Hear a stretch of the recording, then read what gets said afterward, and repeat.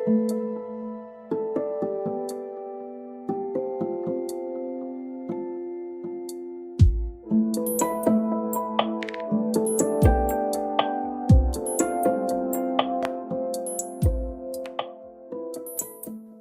es una entrevista que hice para el programa de radio de los hispano-iluso-hablantes en Helsinki.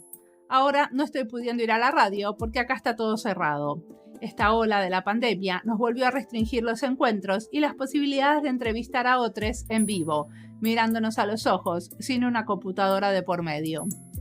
Solo veo amigues si voy a caminar, porque como hace tanto frío, no se puede uno sentar o hacer un picnic, ni invitar a gente al patio de la casa. E incluso hay rumores que si sigue así, tampoco vamos a poder ir a caminar con gente que no viva bajo el mismo techo. Espero que en otros lugares del mundo estén un poco mejor con la pandemia y que este encerrón se acabe ya. Me pregunto si lo vamos a recordar con cariño, este momento de reclusión e introspección, y nos vamos a olvidar del hartazgo que nos produjo. Vamos a la entrevista de hoy.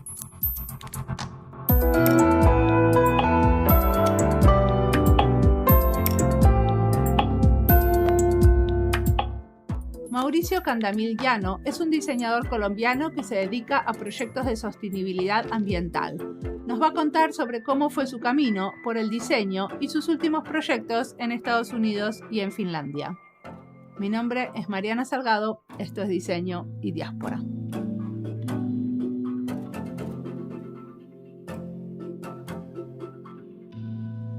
Colombia mientras hacía mi aplicación para venir a estudiar acá, pero antes de eso viví con mi esposa aproximadamente 3 años en Estados Unidos, mientras ella estaba estudiando una maestría también, y antes de eso viví en Colombia el resto de mi tiempo trabajando en comunicación y diseño. ¿Qué estudiaste? Bueno, como que mi pregrado, mi formación original es en comunicación y periodismo. Yo estudié en una universidad, digamos, regional en Colombia, en el suroccidente de Colombia, que se llama la Universidad del Cauca. Ahí estudié comunicación y periodismo y estuve viviendo casi 10 años allá mientras trabajaba como editor web, como periodista digital. Y empecé también como a trabajar y a conocer un poco el tema de arquitectura de información y diseño para experiencia de usuario o UX design. O sea, ¿en qué año empezaste a trabajar como diseñador UX? Cuando todavía ni siquiera se hablaba de diseño UX. O sea que eras de los pioneros. Más o menos, pues por así decirlo. ¿Y qué tipo de proyectos hacían en ese momento? Mi involucramiento con el diseño de experiencia de usuario, cuando ni siquiera se hablaba tanto de eso, sino más de arquitectura de información, lo empecé en la universidad precisamente en un proyecto grande que fue rediseñar el portal de la universidad en la que yo estudié y luego estaba trabajando como editor. De hecho, mi tesis de pregrado es, digamos, alrededor del proceso de conocer cuáles son los métodos de arquitectura de información para diseñar sitios web de universidades. Entonces, ahí empecé a conocer qué era esto de la arquitectura de información, que básicamente es cómo uno organiza grandes cantidades de información con un sentido y con una lógica clara de cara a los usuarios, para que las personas cuando navegan un producto digital, un sistema digital, lo que sea, puedan encontrar más fácilmente lo que están buscando o ejecutar más fácil las tareas que están haciendo. Entonces de eso aprendí mucho mientras estaba haciendo mi tesis de pregrado, pues porque precisamente era aprender sobre esto. Y ahí hice el rediseño de este portal de la universidad, que es una universidad, si bien pues casi del tamaño de la Universidad de Alto, más o menos 18.000 personas en la comunidad universitaria, o sea, no es tan pequeña tampoco, es una universidad regional pública de Colombia. Y bueno, pues fue un proceso súper enriquecedor porque aprendí un montón de cosas ahí de cómo liderar un equipo para rediseñar un sistema de información tan grande como el de la universidad y todos los sistemas adicionales que dependen de él y ponerlo a funcionar para una cantidad de gente bastante grande. Entonces digamos que esa fue mi primera aproximación a un proyecto grande. Entré por el lado de la comunicación siendo como el editor de los contenidos que se publicaban en toda la universidad y en todos sus portales, y tenía pues como un equipo de personas que me ayudaban como en el proceso de crear, editar, producir contenidos. Pero eso me llevó, digamos, académicamente por el lado de, ok, estoy trabajando en cómo hacer mejores contenidos, cómo producir contenidos desde el punto de vista de la comunicación, y luego me terminé metiendo es cómo desde la comunicación me meto a la comunicación digital en ver cómo puedo facilitar que este entorno digital haga que la gente pueda comunicarse a través de él. un poco más. Sí. Cuando uno hace un portal, ¿también tienen que ver con una herramienta para que los alumnos puedan estudiar? En ese caso no, era más un medio de información, o sea, como que qué tipo de contenidos publicamos más que como una herramienta de educación, como digamos, Como un mock. sí, o un muro o algo así, como que donde están los contenidos y los estudiantes entran a seguir un curso online, ¿no? Sí. Digamos, no existía en ese momento para la universidad para cosas muy específicas, pero digamos que bajo un modelo más de educación presencial, pues esa era la educación online en ese momento no estaba como tan presente o fuerte, entonces el enfoque del portal era más informativo y también transaccional en hacer algunas cosas a través del sitio web, que la gente de la comunidad universitaria pudiese hacer algunas, no sé, procesos, más, pero más, no tanto de educación, sino de información. Después que estuviste trabajando en Colombia, te fuiste a Estados Unidos. ¿Me contás algún proyecto que hayas hecho ahí? Sí, yo estuve, como conté hace un ratico, viviendo con mi esposa en Estados Unidos, en California, precisamente de 2015 a 2017 más o menos. Y cuando estaba ahí, ya casi cuando íbamos a regresar a Colombia, tuve la oportunidad de colaborar como consultor de UX con una startup que tiene una idea muy bonita, muy interesante. Esta startup se llama Literati. Conocí al fundador de esta startup, Jeff Kitchener, a través de mi esposa, porque ella, digamos que en uno de sus proyectos de universidad, él fue uno de sus clientes, le estaban ayudando a pensar el modelo de negocio de esta startup. Luego, bueno, tiempo pasó y este señor pues quiso como tener un poco más de ayuda de mi esposa y él vio la necesidad, necesitaba como pensar un poco mejor cómo diseñar la experiencia de usuario de la aplicación que tenía en ese momento, aún la tienen. ¿Pero qué es Obviamente, Literati? Literati es una startup que tiene como propósito como limpiar el planeta de toda la basura que vamos tirando en el piso. Entonces, básicamente la idea que ellos tienen es que la comunidad recoja como papelitos o los empaques de lo que envuelve, digamos, la comida o bueno, cualquier cosa que se puede convertir como basura está en el piso, que la gente le tome una foto y la tagué, digamos, el tipo de basura que es, si es papel, si es plástico, si lo que sea, y lo tire a la basura. Y con eso lo que busca es recolectar un montón de datos de toda parte para tratar de identificar patrones de qué tipo de comportamientos respecto a la basura que la gente tira al piso encuentran para así trabajar con marcas y con gobiernos locales para ver qué tipo de iniciativas hacen para, digamos, para mejorar un poco el tema como de pronto cambiar un poco el comportamiento de la gente también para que no haya tanta basura en el piso. Esto, digamos que esta idea arrancó en San Francisco, muy cerca al mar, y entonces esto también tenía que ver mucho con que esta basura se iba muy fácilmente por las alcantarillas y terminaba muy rápidamente en el mar, al ser una ciudad costera. Entonces, bueno, esa es como la idea principal de esta aplicación. ¿Y la gente lo usa? ¿Cuánta gente usa esa aplicación? No tengo en este momento el dato más cercano. Tengo en la cabeza, no en términos de gente, sino en términos de cantidad de basura que la gente había recogido, tagueado en el sistema. Eran como 1 millón de pedazos de basura, creo. No sé. Pero ¿y cuál es el negocio? O sea, ¿cómo hace De, alguien para hacer negocio de eso? pues de hecho creo que él todavía no tiene un negocio de eso. Por ahora es más una idea como por el bien de la humanidad, podría decir.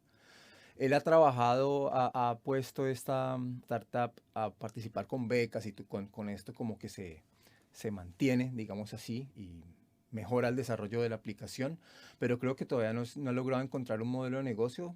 Algunos gobiernos locales en Estados Unidos lo han apoyado también como con dinero porque ha logrado identificar algunos patrones de la gente de, digamos, colillas de cigarrillo en ciertas áreas. Entonces, digamos, compañías y negocios han empezado a invertir en él como para que siga desarrollando la tecnología, para poder encontrar estos patrones de la gente donde ensucia más y cuáles son las marcas asociadas a este tipo de basura que se encuentra, digamos, en ciertas zonas, por ejemplo, Starbucks o marcas de este tipo, ya que no les favorece su nivel de imagen que su marca esté relacionada siempre con la basura que encontramos por ahí en el piso. Entonces ellos, te cuento, ellos querían hacer una campaña en Kickstarter para digamos, tener más Kickstarter fondos. es una plataforma de crowdsourcing, Sí, sí, crowdfunding. Sorry. de crowdfunding, sí. Entonces ellos tenían una campaña, querían recoger $50,000 para seguir desarrollando la aplicación. Ahí precisamente fue cuando entré a trabajar con ellos unos cuantos meses para diseñar mejor una experiencia de usuario de la aplicación para esta campaña de Kickstarter, como esa es la propuesta de valor que querían tener ahí para conseguir los $50,000. Hicimos ahí, digamos, con un equipo trabajamos en esta mejora de la aplicación, en esta propuesta de mejora como una de las cosas como para vender en la campaña. Y la campaña estuvo bien, digamos que consiguió más de $50,000, entonces digamos que fue exitosa en ese sentido. Entonces diseñamos también un poco los mensajes y la experiencia de usuario y bien, funcionó. Y ahora ellos, pues obviamente yo solamente trabajé en ese periodo de tiempo, pero ellos siguen funcionando y han seguido evolucionando la aplicación y la plataforma como tal. Y a vos como diseñador, o bueno, personalmente te debe ayudar mucho esto de haber participado en una campaña de crowdfunding, ¿no? Saber cómo funciona eso, porque no es tan fácil encontrar plata. Sí, no es Y fácil. es una manera de financiar proyectos sociales o proyectos éticamente comprometidos. Sí. ¿La usaste después? No es la única vez que he participado en ese tipo de campañas. Muy bien. Entonces, contame, viniste a Finlandia a hacer una maestría. ¿Sobre qué estuviste investigando para tu tesis? Porque eso es lo más fresco, ¿no? Es lo más fresco, la tesis la terminé hace menos de un mes, entonces la tengo aquí como en mi cabeza todavía. Mi tesis es acerca de investigar esta paradoja que existe en la academia, que por un lado, digamos, pues es desde las universidades y son los académicos y los científicos quienes, digamos, se encargan de estudiar y han identificado cuáles son las causas del cambio climático. Actualmente también trabaja mucho en buscar salidas o como caminos para solucionar el tema del cambio climático, y también es desde la ciencia desde donde digamos que se evalúan las consecuencias que estamos teniendo y las que vamos a tener dentro de muy poco tiempo. Pero también como parte de este trabajo los académicos tienen que viajar mucho y están como dentro de este grupo, este selecto grupo, digamos, a nivel mundial de personas que viajan muchísimo en avión, estoy hablando precisamente en avión, a muchas partes del mundo para dar conferencias, para hacer proyectos, para hacer colaboraciones, en fin, hay un montón de motivos alrededor de la academia que obliga a profesores, investigadores a tener que ir a todo el mundo.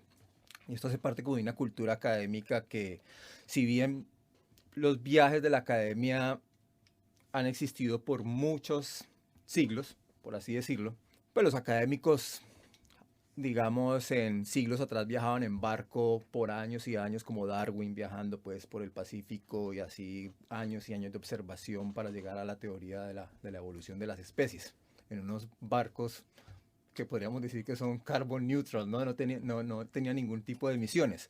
Pero pues ahora estamos digamos, en un contexto de globalización, de internacionalización, de viajar rápido, de llegar rápido de un lugar a otro. Entonces en este modelo lo que premia es la movilidad en avión, en la que pues, tomo un avión y estoy en un par de horas en otro continente, en otro país, para hacer mi trabajo.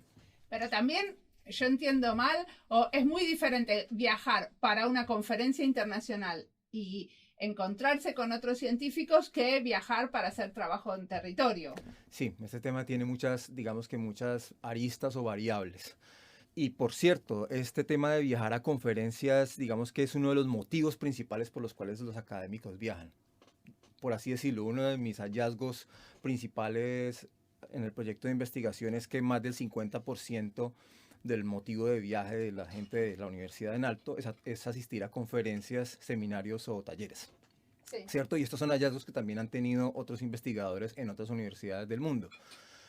Entonces esto está muy dentro de la cultura académica de viajar a conferencias de 2, 3, 4 días, encontrarse con académicos de toda parte del mundo a presentar su trabajo, pero también como una creación de redes, de contactos para hacer proyectos transnacionales y de colaboración, en fin. Pero entonces son usualmente viajes muy largos, de muy corto tiempo, y que tienen unos niveles de emisiones de gases de invernadero. Sí. ¿Cierto? Y pues entonces ahí es donde uno empieza a pensar, ok, ¿qué tan necesario? O sea, la idea no es decir que la academia debe parar de viajar totalmente, porque digamos es un poco no realista, porque no va a dejar de pasar. Pero también hay que poner las cosas en perspectiva en, ok, cuando esta era la cultura, digamos, normal de la academia de viajar por todo el mundo, pues digamos no teníamos tan presente este problema del cambio climático. Ahora lo tenemos muy de frente, lo estamos empezando a entender más y vemos que es complicado. Es un problema tremendamente complicado en el que todos jugamos un rol importante. Entonces, parar de viajar, digamos, no es una opción, digamos, es difícil de decir, porque hay un montón de factores económicos detrás también que obligan a que se siga este modelo imperante de viajar. Disminuir la cantidad de viajes, ¿no? O sea, la realidad es que los académicos pueden llegar a hacer 10 viajes en un año. Si vos disminuís esa cantidad a 2, sí, también podés, o sea, igual tenés un contacto físico con los colegas y igual también podés avanzar en tu investigación. Ojalá eso se pudiera. El tema es qué tan dispuestos están muchos de los académicos a hacerlo. O sea que es una cuestión de actitud también. Sí, totalmente, y también depende de muchos factores como en el estado en la carrera del académico. Porque una cosa es cuando, digamos, un estudiante de doctorado está empezando su carrera y está construyendo sus redes y construyendo como un espacio dentro de su campo del conocimiento. Entonces puede requerir más conectarse con otra gente para empezar a, tú sabes, como a crear su red. Pero ellos son los que viajan menos. Digamos, bajo el modelo académico, los que viajan más son los profesores y los investigadores senior, que, no sé, 50, 60 años tienen una red inmensa, pero viajan muchísimo más que un investigador junior o un profesor junior. Y tienen un carbon footprint altísimo, muy, muy alto. Ahora, explícame una cosa. Los investigadores que están investigando el cambio climático, ¿están ellos viajando menos que los otros que investigan cualquier otra cosa? Paradójicamente no. Y de hecho hay una publicación muy reciente que menciona eso. Son totalmente conscientes del impacto. O sea, obviamente están estudiando cambio climático y entienden perfectamente cuáles son los impactos de sus viajes, pero no, casi que viajan igual, incluso más que investigadores de otros temas. Y hay investigaciones que muestran, por ejemplo, cómo la credibilidad de los investigadores en cambio climático se ve afectada por su comportamiento, su movilidad. De tal modo que, digamos que estas investigaciones han mostrado que si las personas se enteran o descubren que este investigador que está hablando de cambio climático y que promueve una serie de cambios de comportamiento para reducir el carbon footprint de personal, digamos, viaja un montón por el mundo para, digamos, distribuir este conocimiento, la gente le pierde como un poco de confianza porque está, digamos, hablando de una cosa que no está aplicando. Es un poco esa contradicción. Bueno, también, pero eso está muy bien que pase, ¿no? Sí, o eso sea, está bien que eso pase. habla bien de la comunidad académica en ese sector. ¿Pero en qué sentido? ¿De la comunidad académica o de la gente que escucha lo que el académico promueve que debería ser? Bueno, en general los que más escuchan son otros académicos. Sí, sí, sí. Pues es difícil porque resolver el problema de cambio climático no es fácil, ¿cierto? No es fácil desde ningún punto de vista. Requiere cambios estructurales muy fuertes, es decir, que dejen de viajar solo los académicos no va a solucionar el problema. Pero lo que pasa o lo que yo siento es que los académicos, por las mismas razones que di al principio, que son ellos quienes entienden más el problema del cambio climático, quienes están diseñando posibles soluciones, digamos que cumplen un rol como de ejemplo, digamos casi que moral, ético y social frente a la sociedad, ¿cierto? Porque ellos son los que están diciendo, hey, esto está pasando, pero mis comportamientos a nivel personal no están alineados con eso que yo estoy diciendo. Entonces es un poco difícil ahí como encontrar un balance o un equilibrio, porque además eso es algo que no solamente resuelven los académicos, lo tienen que resolver cada uno de nosotros a nivel individual, es cómo contribuimos a mejorar este problema, los gobiernos locales, los gobiernos nacionales, el resto de universidades. Y hay aquí un tema muy, muy, muy complejo también, es que las universidades, lo vi en mi investigación con Alto, y en otras universidades lo han mostrado, es que hay un discurso muy fuerte de la internacionalización. O sea, esto es como algo clave para las universidades, sobre todo de este norte global. ¿Y la internalización se mide en función de la participación en conferencias o hay otras maneras de medir la internacionalización de una universidad? Hay muchas variables que se tienen en cuenta. Cantidad de papers publicados en revistas internacionales, cantidad de proyectos internacionales, cantidad de profesores internacionales en una universidad, cantidad de estudiantes de bachelor, de maestría, de doctorado internacionales, cantidad de menciones. Y hay una cosa que es muy importante y que es muy reciente también, es el tema de los rankings.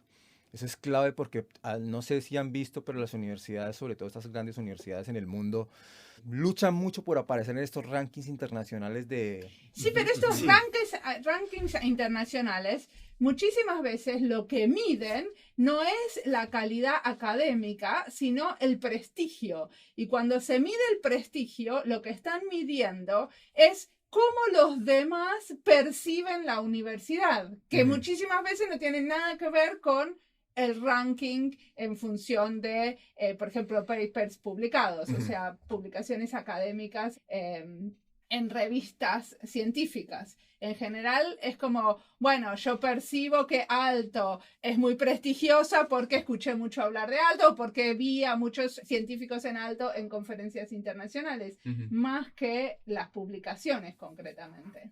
Pues depende, o sea, hay ahorita cada vez hay más rankings, hay como unos 5 rankings que son los como de referencia a nivel mundial. No digamos todos, pero muchos de ellos sí tienen en cuenta el nivel, lo de las publicaciones, en fin, muchos también tienen en cuenta lo de la reputación, pero también tienen en cuenta como cifras reales de internacionalización en lo que te decía ahorita, cantidad de estudiantes, cantidad de docentes internacionales, cantidad de publicaciones, qué tan visible es la universidad a nivel internacional y obviamente también el tema de reputación. Entonces digamos que cada ranking tiene sus enfoques, por así decirlo. Hay unos que son más holísticos, como que miran la universidad como completa, y unos que miran como por disciplinas también.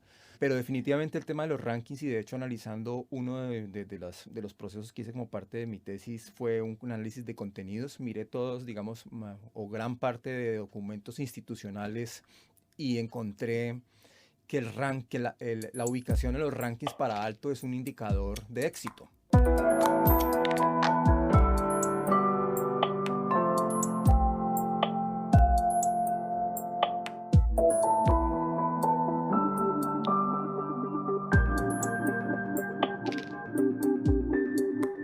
Sobre basura también hablamos en episodios anteriores, como por ejemplo con María Isabel Ordóñez, que se dedicó en su trabajo de doctorado a investigar los sistemas de basuras y los espacios en la ciudad para reconvertir la basura en otras cosas.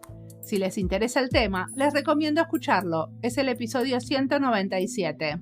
Pero de este proyecto que nos cuenta Mauricio, también es interesante que intentaron recaudar fondos a través de financiación colaborativa.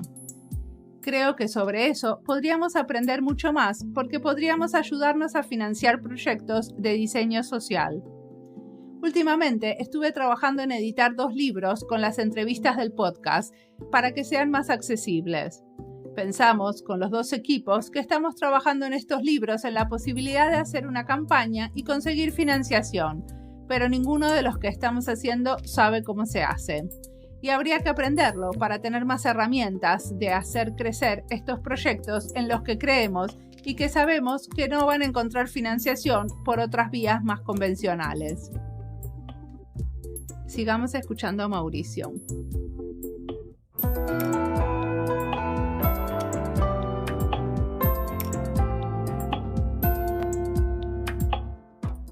Mauricio, decime, ¿cómo hacemos entonces para que las universidades puedan ser internacionales o tener este grado de internalización y no necesariamente estén produciendo tantas emisiones de carbono?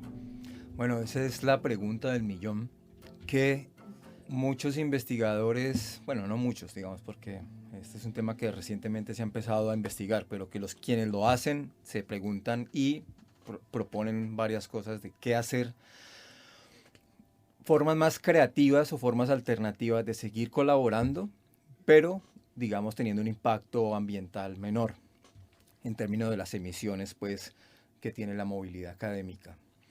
Digamos que el COVID ahorita nos ha mostrado por fuerza mayor que nos tocó dejar de viajar. Ya fue una obligación, no fue un cambio social estructural porque vamos a pelear el cambio climático, no. Fue el COVID que nos dijo o paran de viajar o hay muchos problemas. Entonces, pues las universidades todas tuvieron que dejar de viajar, obviamente, los académicos, perdón. Entonces esto obviamente ha representado una disminución importante de las emisiones a nivel mundial. No tengo exactamente aquí el porcentaje, lo tengo en mi tesis, pero no lo recuerdo aquí, pero sí, por ahí un 50 o 60%, hasta el 80% creo que se han bajado las emisiones de movilidad académica, y esto es importante, no es la solución, obviamente, porque digamos que lo que se espera es que una vez se resuelva este problema del COVID, se va casi que volver al modelo usual de volver a viajar por todo el mundo. Pero ¿te parece? Porque realmente lo que estamos aprendiendo es que podemos dar un montón de clases a distancia, podemos generar buena sinergia en conferencias y en congresos, haciéndolos a distancia también. A mí también me parece eso, pero para los académicos es muy importante el contacto físico, o al menos es lo que demuestran los hallazgos que hay en estas investigaciones, como que y en la encuesta, que fue uno de los ejes centrales también de mi tesis, muchos de las personas que la contestaron le decían, soy consciente, o sea, sé que esto debe cambiar, pero hay que saber muy bien cómo hacerlo porque para nosotros es súper importante el contacto, o sea, el contacto físico y las relaciones personales que se dan en el contacto físico son muy difíciles de reemplazar con las tecnologías que tenemos en el momento. No, que lo más importante cuando uno va a una conferencia es cuando te vas a cenar y a tomar con otros, y ahí en esos diálogos informales muchísimas veces sale la posibilidad de empezar a colaborar en un proyecto de investigación. Es una realidad eso. Que sí, en las exposiciones sobre resultados de tu investigación, no, ahí no pasa nada. O sea, bueno, yo sé sobre tu investigación, pero cuando después nos vamos a tener un diálogo como un poco más relajado, ahí es donde surge la posibilidad de colaborar y hacer proyectos de investigación juntos. Sí, totalmente de acuerdo, y ese es precisamente, ese es el motivo, así lo expresan directamente quienes dicen que sí, con el modelo de conferencia virtual me estoy perdiendo eso, que casi que es lo más importante, más que incluso la asistencia a la conferencia, la presentación o la asistencia a escuchar los resultados, el hacer redes, el conocer gente físicamente en ese momento. Pero ¿te parece que estamos invirtiendo, por ejemplo, en este momento más en generar nuevas plataformas de intercambio? Porque yo, por ejemplo, asistí a algún congreso donde se usaba la plataforma de Mozilla, donde paseabas por un espacio virtual y te encontrabas con otro de casualidad. O sea, como hay experimentación y más inversión en estos nuevos espacios virtuales para que nos encontremos. No conozco la plataforma que mencionas, yo imagino que va a empezar a ver, si ya no lo están haciendo, más experimentación con temas de realidad virtual o sí, no sé, alguna cosa que pueda simular aún mucho mejor la experiencia física, más que solamente ver a alguien a través de una pantalla, que sigue siendo una relación un poco distante. Yo imagino que, y supongo que debe empezar a haber más exploraciones en ese sentido. Y también, porque, ¿por qué no? Obviamente que la aviación, la industria de la aviación también empiece a invertir más dinero en combustibles bioamigables, no me acuerdo muy bien cómo es el término ahorita también, y en eficiencia de los aviones, por ejemplo. Ahorita están, digamos, Airbus está prototipando aviones que no funcionan con combustibles fósiles, sino con hidrógeno, bueno, un montón de cosas.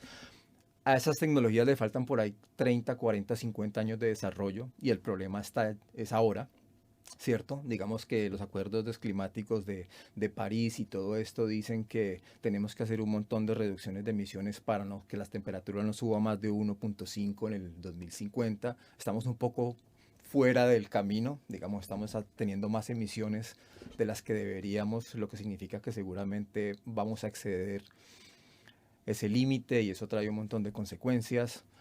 Entonces, sí, o sea, siento que hay un montón de campos en los que aún hay que desarrollar cosas, pero también siento que mucha gente no entiende muy bien el sentido de urgencia y de las acciones que esto requiere. de parte de todos, como parte de nosotros como ciudadanos, como individuos, pero también a nivel institucional, las instituciones. O sea que para vos la universidad tendría que hacer algo para disminuir las emisiones de carbono de sus científicos. Sí, definitivamente tiene que hacer algo porque ¿Qué? tiene que apuntarle al tema de las emisiones de viaje, porque mi investigación encontró que el 41% de las emisiones totales de la universidad, como universidad, vienen de viajes aéreos. O sea, el otro 60% es electricidad, calefacción y bueno, otros temas, pero es el 41% y son las únicas emisiones que están en aumento, mientras el resto de emisiones de la universidad van decreciendo. O sea, cada vez la participación de las emisiones de movilidad académica es mayor y seguirá siendo, porque digamos que por mejoras en la electricidad, en los sistemas de calentamiento, pues se está emitiendo menos en eso y cada vez se mejora más. Entonces va a llegar un punto en que las emisiones de vuelos, si no se hace nada al respecto, van a llegar a ser el 60, 70, 80, incluso llegar a convertirse en el 100% de las emisiones, no solamente de Alto, sino de cualquier organización, cualquier universidad, cualquier, digamos, comunidad que dependa de la movilidad académica, como para desarrollar sus operaciones centrales. Entonces, ¿cuáles son tus recomendaciones? Porque toda tesis, por lo menos una tesis de maestría de diseño, siempre tiene recomendaciones. Pues yo tengo varias, porque uno de mis hallazgos fue que, por ejemplo, los reportes de sostenibilidad de la universidad tuvieron un error de cálculo. Se reportaron menores emisiones de las que realmente hubo en 2018, por ejemplo. A mí me parece que eso se tiene que revisar, porque si uno quiere hacer un plan climático, un plan de acción climática, pues tiene que tener unas cifras claras y concretas y exactas de cuál es mi real impacto para saber cuánto voy a disminuir. Voy a disminuir un 5% cada año, un 2%, un 10%, en fin, dependiendo del objetivo que yo tenga, pero yo necesito saber primero, tener claridad de cuál es mi estado actual de emisiones. Entonces yo siento que eso hay que solucionarlo. Siento que la universidad también tiene que reportar claramente y públicamente cuáles son sus emisiones y quiénes, como, por qué, de dónde vienen. Ahorita solamente tenemos un número en general, ¿ok? Y que no está bien reportado, como acabo de decir. Entonces, para mí fue un poco difícil cuando estaba haciendo el análisis de las emisiones, llegar a encontrar qué unidades, qué personas, quiénes estaban contribuyendo al problema, no para señalar con el dedo, tú lo estás haciendo, porque ese no es el objetivo. Es más bien entender, ok, ¿por qué estas personas están emitiendo más que estas? O sea, encontrar las causas para así poder, digamos, encontrar posibles soluciones al problema. ¿Y esto fue una investigación que te encomendó la universidad? No, la hice yo, surgió de mi proceso en la maestría de sostenibilidad. Un poco, yo cuando llegué aquí llegué como con la iniciativa de trabajar el tema de turismo sostenible, pero digamos que mis intereses fueron transformando un poco cuando precisamente leí ese reporte de sostenibilidad en la universidad donde decía, ok, pero las emisiones de viaje crecen y crecen y crecen, pero quiero saber más al respecto y de ahí empecé a investigar esto. ¿Y te parece que ahora que la investigación está hecha, que tenés suficiente eco en la universidad? O sea, que hay diferentes personas y las personas claves van a escuchar los resultados. No estoy seguro, pero algo que encontré durante el proceso es que, bueno, yo tuve que contactar, no tuve, por mí mismo contacté todos los departamentos de la universidad para que me respondieran la encuesta. Participaron 16 de 26, una buena cantidad. Y me sorprendió la cantidad de feedback que tuve de la gente a través de la encuesta y gente que me escribía directamente como que, oiga, qué tema tan interesante. Me puso a pensar dos veces acerca de mis impactos. Una gente también un poco crítica, y lo entiendo, obviamente, como que no, la universidad tenemos que seguir viajando, el COVID me ha afectado mi investigación, hay que seguir viajando para investigar, en fin. Pero generó un montón de reacciones, lo que me pareció súper interesante. Ahora, yo espero, ya dentro de poco me toca presentar la tesis y bueno, estoy en contacto con varias personas que podrían ser claves como para iniciar un proceso.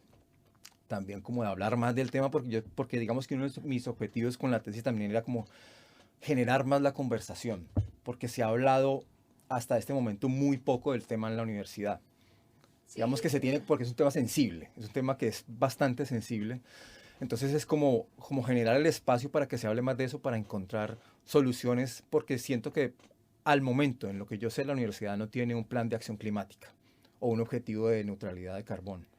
O sea, que tendría que tener eso y también tener un experto evaluando eso constantemente, que no sea una evaluación que se hace una vez porque a un estudiante de maestría le interesa, sino que eso tenga una cierta sostenibilidad en el tiempo. Sí, claro, definitivamente tiene que tener, si tiene unos objetivos en el tiempo de reducción, tiene que tener alguien o un equipo, unas personas que van mirando cómo van avanzando esos objetivos y cómo se van ajustando en el camino también para conseguir pues esa meta climática de la universidad, por así decirlo. Decime, ¿qué cosas te inspiran en este momento? ¿Qué estuviste leyendo? Estuviste leyendo mucho sobre todo esto.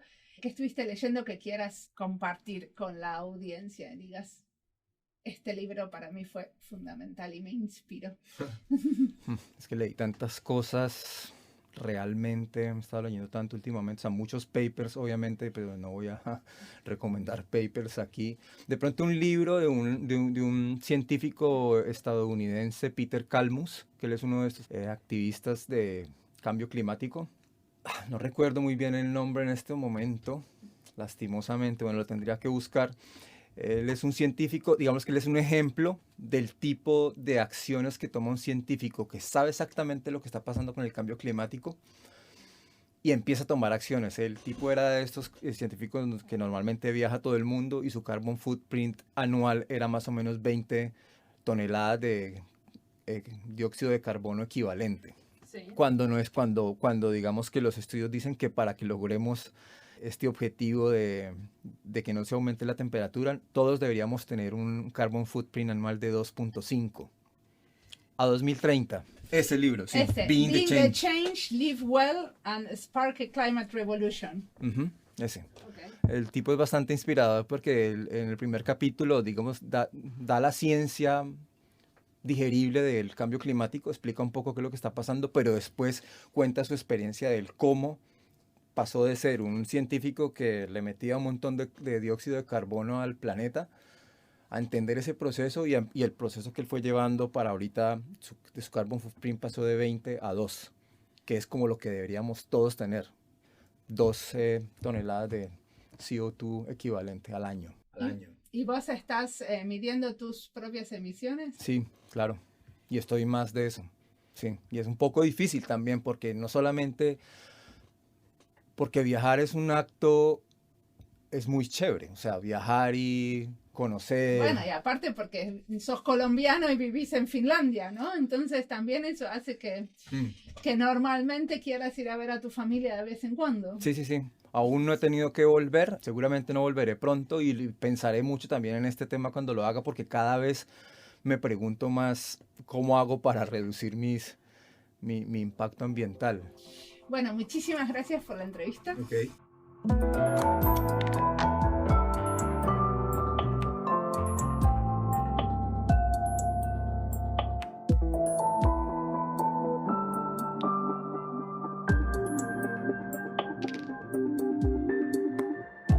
Mauricio cuenta una de las contradicciones que hacen ruido, cómo los investigadores, incluso los dedicados a cuestiones relacionadas al cambio climático, viajan un montón. Incluso los que en su práctica abogan por más cuidado al medio ambiente, aumentan su huella de carbono viajando a conferencias en avión.